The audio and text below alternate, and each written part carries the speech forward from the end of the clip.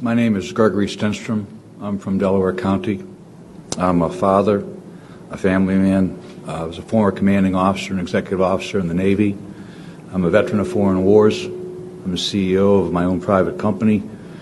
I'm a data scientist. I'm a forensic computer scientist. I'm an expert in security and fraud. Leah had recruited me for this election, and I was glad.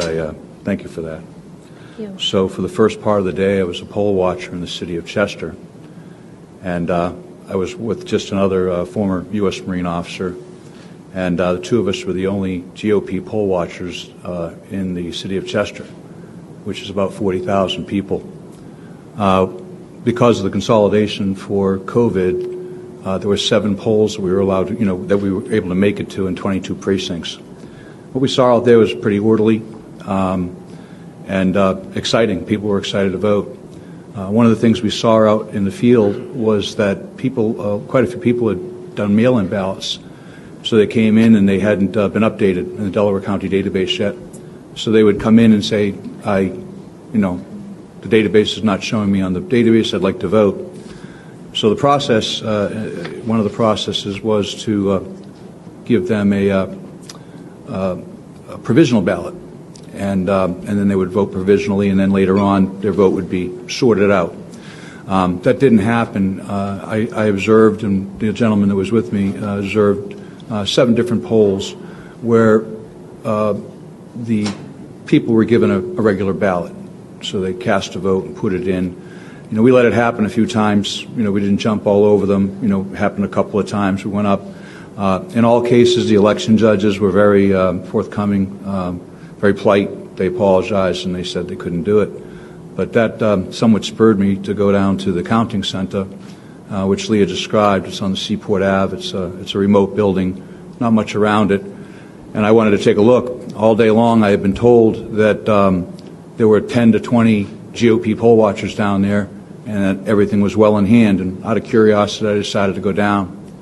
I arrived at 6 o'clock with 4 other gentlemen, again, former military and some good citizens from Delaware County. And we weren't allowed to get in until 11 o'clock at night, and we had to get some legal help to get us in. So it took us 5 hours to get upstairs. After that, what we saw here is, what I saw is I really think the crux of this in Delaware County is, as an expert in this, I think it's impossible to verify the validity of about 100,000 to 120,000 votes. Now, Delaware County's got 425,000 registered voters. Approximately 300,000 of them voted. I don't know what the exact number ended up. Mayor Giuliani nailed that number. But of that number, over 100,000 are in question in my mind. What I saw as a forensics expert was an election process that was forensically destructive in the manner it was conducted, with the envelopes being separated from the ballots and gone to the other side of the room.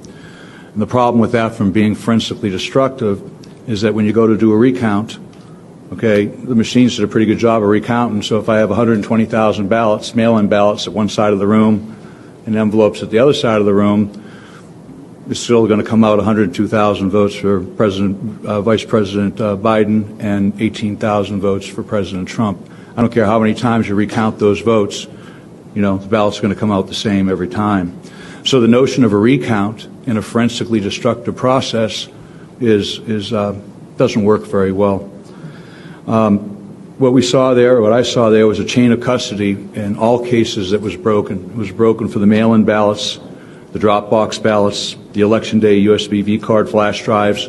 In all cases, the chain of custody and the procedures that were defined by the Delaware County Board of Elections and Election Process Review they didn't follow one. I couldn't even redline this multi-page document because the entire document would be, they didn't follow any of the procedures. So I personally observed USB V-cards being uploaded to the voting machines by the voting machine warehouse supervisor on multiple occasions. I saw this personally. I brought it to the attention of the deputy sheriff who was there stationed, who was a senior law enforcement officer, and I brought it to the attention of the clerk of elections. I brought it to their attention. I objected, and I said, this person is not being observed. He's not part of the process that I can see, and he's walking in with baggies, which we have pictures of, and it was submitted in our affidavits, and he was sticking these USBs into the machines. So I personally witnessed over that happened 24 times, over 24 times. We have multiple other witnesses that saw it, including Democrat poll watchers. And we were told, I was told the next day by the solicitors, well, actually not the solicitor, but the attorney that we had secured, that they said every election they leave a couple of USBs in the voting machines and they're brought back, and generally the warehouse manager comes over and puts them in.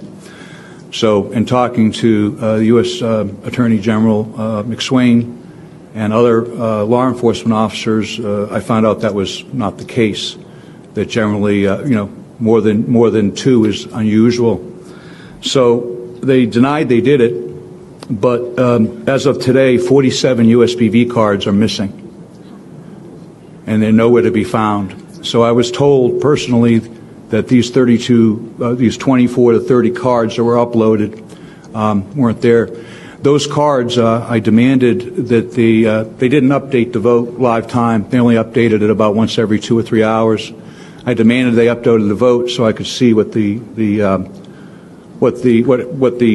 result was, and it was 50,000 votes. And I think as a computer scientist, an American, and a patriot, it doesn't matter who those 50,000 votes were. I'll tell you they were for Vice President Biden. But what was shocking to me as an American, as someone who has gone to sea, gone to war, that that could even happen. So several other things that came up was on Thursday, it took us 3 days for them to obey the court order that I secured with Leah's help and the help of the Thomas More Society, who we thank incredibly good patriots. They got us in there. They got the order for us to get in and watch it, look at the back offices, which were locked, for 5 minutes every 2 hours. I went in. I was the first one allowed to go in at 1:30 on Thursday, and then again at 3:30 for 5 minutes. The county solicitor had a stopwatch. On the first time, I was not allowed to touch anything. The second time, I did. What I observed in the locked room in the back office was 70,000 unopened mail-in ballots. They were in boxes of 500, stacked in neatly. The gentleman that came in with me was a Democrat poll watcher, is a forensic pathologist, a very detailed, very dedicated man, and he took meticulous notes as well. And I verified with him, are you seeing what I'm seeing? We both agreed as GOP poll watchers and a Democrat poll watcher that we had witnessed 60 to 70,000. We had a little bit of a disagreement there. The problem with that was by that time, the mail-in ballots had already been counted. So 120,000 mail-in ballots had already been counted, posted, and done. So my question is, where did the 70,000 ballots go? And nobody knows. We have a picture in here of a large number of boxes that I took that were filled with what appeared to be ballots, sitting by the Blue Crest machine. They were there for about 3 hours, and then they disappeared. I thought it notable when I watched it, the first when they were taking the ballots up and down. I said, I am an expert in fraud. I saw the ballots going up multiple elevators and racks, and I think a lot of well-meaning people and a lot of honest people were there doing that. They were trying to participate in the process, and I would say that 99% of the people there, the way the process was designed, I believe that people thought it was a non-fraudulent process. I heard that said many times. I was, I said, there's no fraud going on here. I said, well, I'm not, I didn't even bring that up. But I think people saw what they wanted to see, and they saw what was intended for them to see. I called it at one point Kabuki Theater. I said it was all designed for us to see it. It was entertaining. There were cameras on it.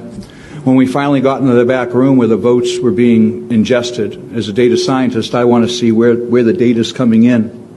And I wanted to know the universe of the votes. Well, the universe of the votes was only supposed to be 120,000 mail-in ballots.